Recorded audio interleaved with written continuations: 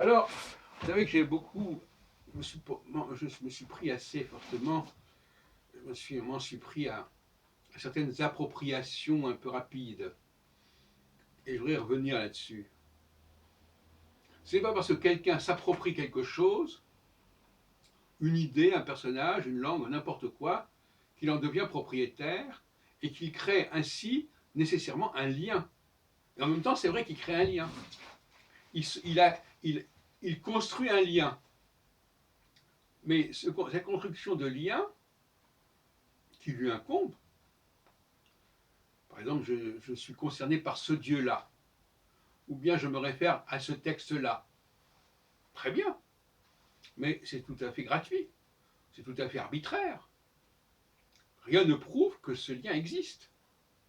Le récepteur va imposer son lien. Par exemple, les anglophones, pendant des siècles, ont emprunté la langue française. Ils continuent d'ailleurs à le faire. Est-ce que pour autant, ça crée un lien? Oui, ça crée un lien.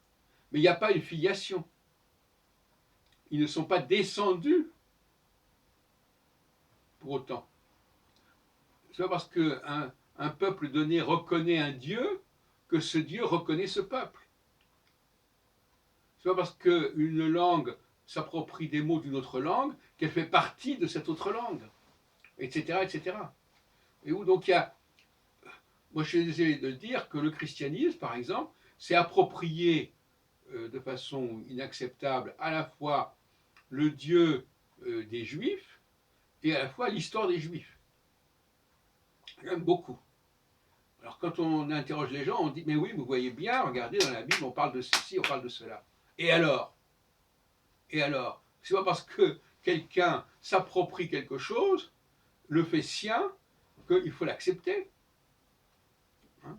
Par exemple, bon, alors j'ai parlé aussi de la question, c'est un phénomène de perturbation. La perturbation d'un processus peut venir à la fois d'un émetteur qui est parasité par un élément extérieur et qui quelque part est aliéné, qui est empreinte à cet élément extérieur, mais celui à qui c'est emprunté est également perturbé par l'emprunteur, parce que ça va créer des confusions, ça va créer des remplacements, ça va créer des substitutions. Donc le problème de l'emprunt est un problème extrêmement problématique, puisqu'il affecte à la fois l'histoire de l'emprunteur et de l'emprunté. Et il faut réagir contre cela, il faut qu'on arrêtons les emprunts.